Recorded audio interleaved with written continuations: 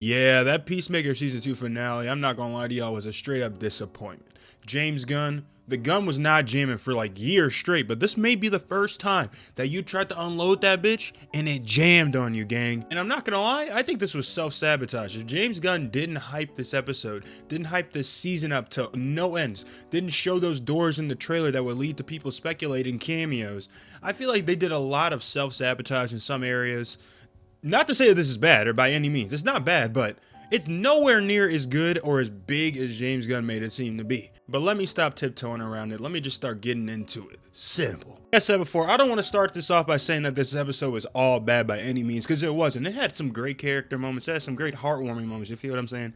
It's just James Gunn hyped it up way too much. I'll just keep it a band. But like starting off with this scene right here with Harcourt and Chris just hanging out, just vibing out. Chris singing, embarrassing everybody and their mama's mama. Bro, you gotta chill out. I guess singing in public, I do it too. You know what I'm saying? I'd be a little weird. But this was a little crazy, but at the same time, that's use of free will, so I'm not mad at it. It was a fun little scene, though. I mean, they started drinking, they started going crazy, and this leads into the boat scene, the infamous boat scene that John Cena's Peacemaker keeps mentioning. Did it mean something to Harcourt? Mid-flashback, we flash forward, you feel what I'm saying, and we head into Argus, who are entering the doors in the QUC, and one of them finally opens to this Candyland world that we've seen in the trailers, the little teasers. And it's not what you think. I had a feeling we were going to see an imp this season. And to find out that this whole Candyland world is just a little, it's just a little ploy for them to bring people in so they could kill them. Insane. Also thought it was insane when, you know, that one imp was actually face humping Flurry. That was funny as fuck. I'm not gonna lie. I did think there was a pretty decent chance we see some imps with it already being mentioned multiple times in this season, you feel me? But I didn't expect it to be like this. This was a pretty cool scene, honestly. When it comes to the door scenes, this was as good as it got. I'm not gonna lie to y'all, because the rest of it, montage, bullshit. But at least this confirms that imps are real in the DCU, and we got Mr. Plittle. How do you say that shit, bro? Mr. Plittle, Batmite, etc. We know they're somewhere out there in the DCU, and I'm sure they'll show up eventually, just not now. Once again, though, the whole episode isn't bad. I mean, the episode really isn't bad. It's just a little disappointing, but I love this scene, this little interaction between Adebayo and Vigilante, with her having to convince him to be a good friend, that you're not going to get a curse from this blood money, that if you can use this money to free Peacemaker and help him, you know, clear his mind, clear his sanity a little bit, you'll prove that you're such a good friend to him. I find it more crazy he was willing to murk a judge's entire family and to take on a blood curse instead of just, you know, being nice to his mom. That's actually insane. Do eventually get back, though, to Chris and to Harcourt, to what they were doing on the boat. They were rocking out. They were having a good time. I'm not gonna lie, that song that was playing during that first scene was a banger. I can't hold you. This whole episode felt like James Gunn was just like showing us his fucking Spotify playlist, bro. But nah, this scene right here, that song was fire. They hit each other with a little dancey dance, a little spin. They locked eyes. They hit the slow motion 4K action shot, and then they kissed. And Harker got the fuck up out of there. She was like, I gotta go. Like she's a fucking 17-year-old high school girl in an anime, bro. That shit's actually crazy. Just look at how she left my nigga Chris Smith.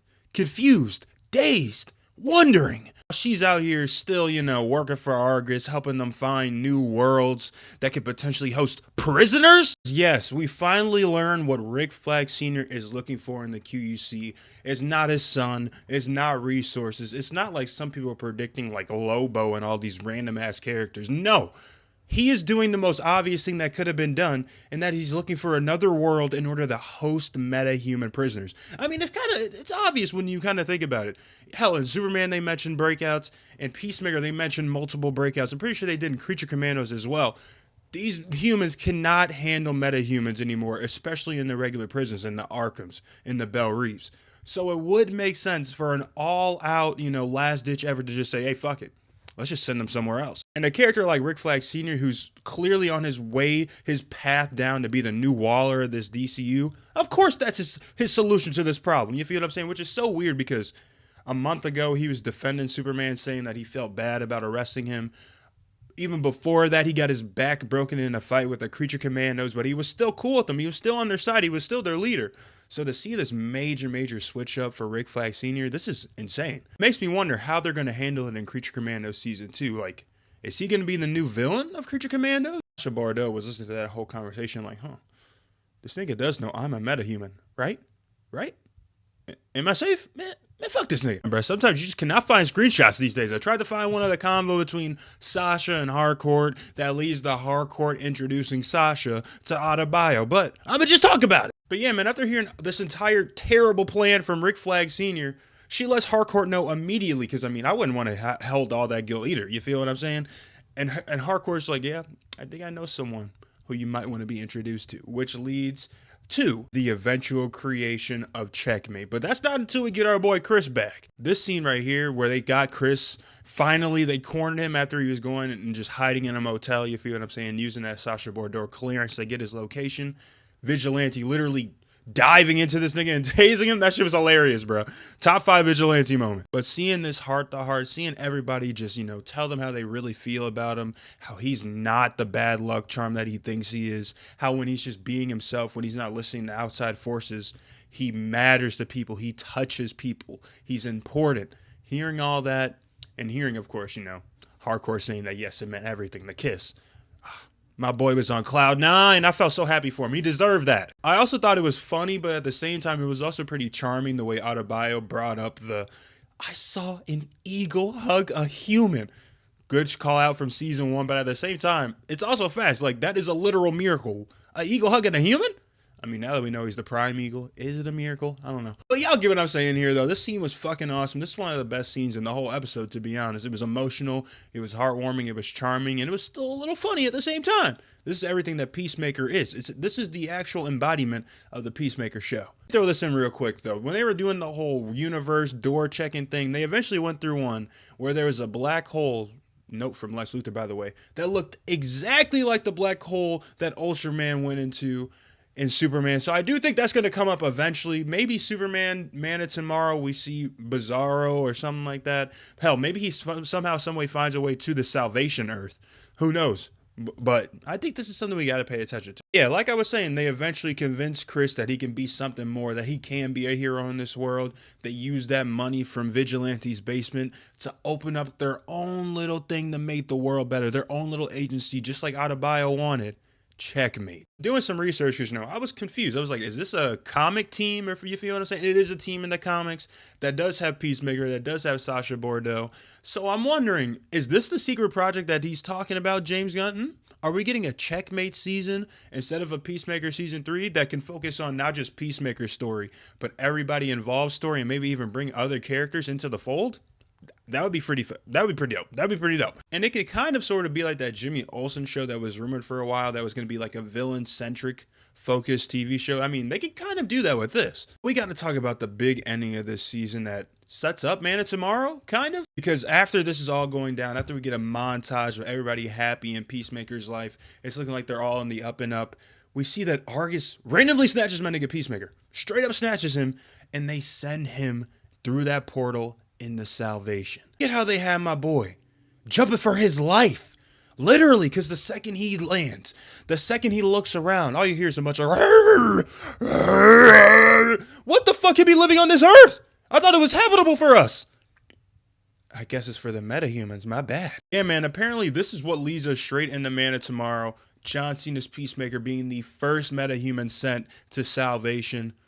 That's kind of crazy when you think about it. Peacemaker is the one sent there first? Wow. But yeah, man, that's how Peacemaker Season 2 ends. We see some imps. We see what happened on the boat. We get some character conclusions with Adebayo, with Peacemaker himself, with Harcourt and Peacemaker, with Sasha Bordeaux even.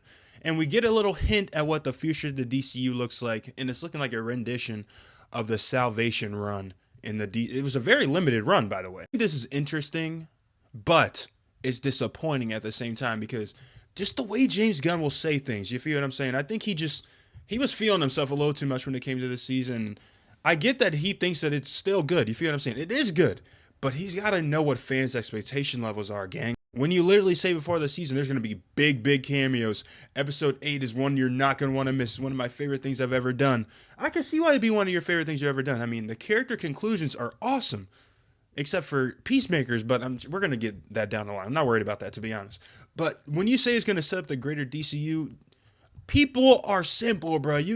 People want crazy things. They want it in their face. They want it to be obvious. This is pretty subtle. It's Peacemaker's the first metahuman in the Salvation Earth. You feel what I'm saying? The Salvation Run is what we're probably gonna get some loose adaptation of. It is the future of the DCU. We see the black hole. We see the imps. We see little things. We see Checkmate get formed, which I think may get a TV show, but it's still a little disappointing if I'm being honest. I just think he hyped it up a little bit too much, and that's just me keeping it a band. It's still good regardless. Like, if I had to rate this season of Peacemaker, I'd probably give it like I'll do 5 out of 5 stars, like a 3.5, 3.75. Like, it was a good ass season of Peacemaker. I like season 1 a little bit more overall, but this season was still solid. But James, I really needed you to land the plane. I needed you to hit that alley-oop from 6 to 7 to 8, and I'm not gonna lie, I think it was a layup. I think you went for the dunk, but you didn't have the right jump, so it was a layup, not gonna lie. But hey man, I'm trying to know what y'all think about this. I'm obviously gonna be making more videos on this